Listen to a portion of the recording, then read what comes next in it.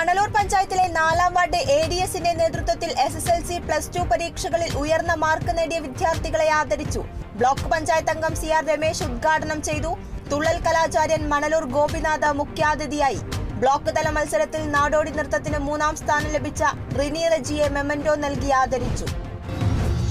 ചികിത്സാ സഹായത്തിനായി കാരുണ്യയാത്ര, Ezhikkara Yuvathara Samskarika Vedi, Advaith travels, Anunanda travels, saint George group എന്നിവർ ചേർന്നാണ് ചിറക്കൽ സന്തോഷിന്റെ കരൾ മാറ്റിവെക്കൽ ശസ്ത്രക്രിയയ്ക്ക് യാത്ര സംഘടിപ്പിച്ചത്. 6 ബസ്സുകൾ ഉദ്യമത്തിൽ പങ്കാളികളായി. പെരിങ്ങോട്ടുകര നെഹ്റു സ്റ്റഡീസ് സെന്ററിന്റെ നേതൃത്വത്തിൽ താന്യം പഞ്ചായത്തിലെ ഉന്നത വിജയം നേടിയ വിദ്യാർത്ഥികളെ അനുമോദിച്ചു.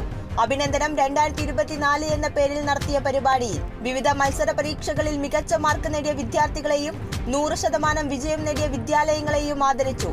സെന്ററിന്റെ ജീവകാരുണ്യ പ്രവർത്തനങ്ങൾക്കായി ഡോക്ടർ വിഷ്ണു നൽകിയ വീൽ ചെയർ പഞ്ചായത്ത് പ്രസിഡന്റ് ഏറ്റുവാങ്ങി.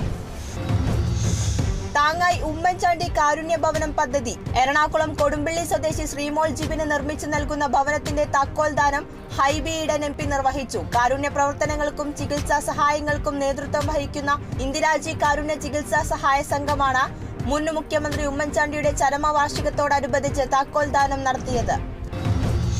കാസർകോട്ട് അവധിക്കാല വായനാ പരിപോഷണ പരിപാടിയിൽ ഏറ്റവും മികച്ച ഗ്രന്ഥാലയമായി തെരഞ്ഞെടുക്കപ്പെട്ട തെക്കേ മാണിയാട്ട് അനശ്വര ലൈബ്രറി വിജയോത്സവം സംഘടിപ്പിച്ചു. പരിപാടിയുടെ ഭാഗമായി കുട്ടികൾക്കായി വിവിധ മത്സരങ്ങളും സംഘടിപ്പിച്ചു.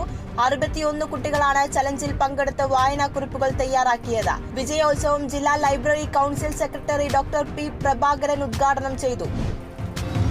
മരക്കമ്പനി ജീവനക്കാരൻ ജോലിസ്ഥലത്ത് കുഴഞ്ഞു വീണ് മരിച്ചു. മരിച്ചത് കാരമുക്ക് സ്വദേശി വേലായുധൻ. കുഴഞ്ഞു വീണ ഉടനെ ആശുപത്രിയിൽ എത്തിച്ചെങ്കിലും ജീവൻ രക്ഷിക്കാനായില്ല. സംസ്കാരം വൈകിട്ട് 4 മണിക്ക്.